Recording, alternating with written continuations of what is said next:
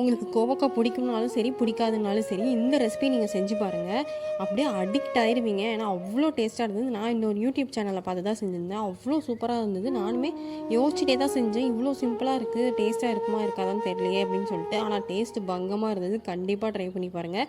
1/2 kilo செஞ்சேன் நான். அது ஃபுல்லாகவே முக்கால்வாசி நான் தான் சாப்பிட்டேன். 1 கிலோ செஞ்சால் கூட பத்தாமல் போயிடும்.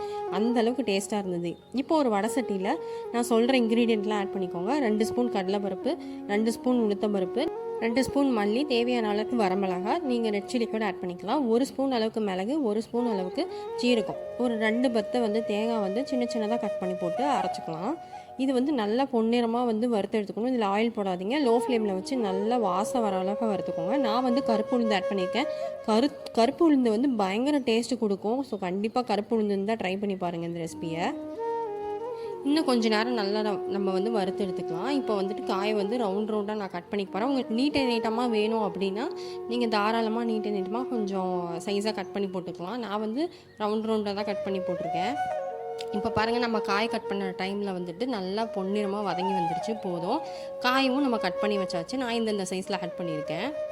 இப்போ ஒரு மிக்ஸி ஜாரில் தண்ணி ஈரம் இருக்கக்கூடாது. நான் போடும்போது கொஞ்சம் ஈரம் இருந்தது. அதனால் நல்லா தொடச்சிட்டு நல்லா ட்ரை ஆக்கிட்டு அதுக்கப்புறமேட்டு தான் நான் போட்டு அரைச்சேன்.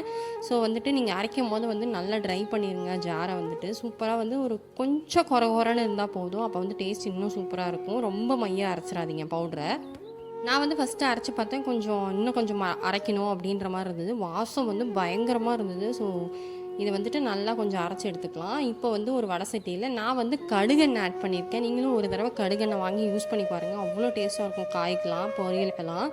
இப்போ எண்ணெய் ஊற்றி கடுகு, சீரகம், கருவேப்பிலை இதை போட்டுட்டு நம்ம கட் பண்ணி வச்சுருக்க காயை போட்டு நல்லா பரட்டிட்டு கொஞ்சம் எண்ணெய் சேர்த்து விட்டுக்கோங்க. ஏன்னா நம்ம அந்த பவுடர் ஆட் பண்ணும்போது அப்போ தான் நல்லா கோட் ஆகும், நல்லாயிருக்கும் டேஸ்ட்டும்.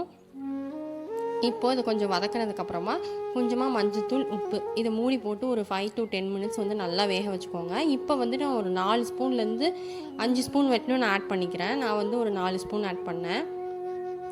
நான் ஃபஸ்ட்டு 3 ஸ்பூன் ஆட் பண்ணேன். அதுக்கப்புறம் எனக்கு இன்னும் டேஸ்ட் வேணும் அப்படின்றதுக்காக இன்னும் 2 ஸ்பூன் ஆட் பண்ணிக்கிட்டேன். ஸோ கண்டிப்பாக இதை ட்ரை பண்ணி பாருங்கள். நான் தோசையோடு சாப்பிட்டேன். அதுக்கப்புறமேட்டு தான் நான் பழைய சாதம் கொஞ்சம் இருந்தது. அதனால் மோர் ஊற்றி, தயிர் ஊற்றி அதை கரைச்சி அதுலேயும் நான் வச்சு சாப்பிட்டேன் கடிச்சிக்கிட்டு. செம்ம டேஸ்ட்டாக இருந்தது. சாப்பாட்டுக்கு சூப்பராக இருக்கும். கண்டிப்பாக ட்ரை பண்ணி பார்த்துட்டு எப்படி இருந்ததுன்னு சொல்லிட்டு கமெண்ட் செக்ஷனில் சொல்லுங்கள். யார் யாருக்கெல்லாம் கோவக்காய் ரொம்ப பிடிக்கும், பிடிக்காது அப்படிங்கிறதையும் கமெண்ட் செக்ஷனில் சொல்லிட்டு போங்க. அதே மாதிரி பழைய சாதம் இருக்குது அப்படிங்கிற அன்றைக்கி இந்த ரெசிபியை செஞ்சு சாப்பிட்டு பாருங்கள். சூப்பராக இருந்தது.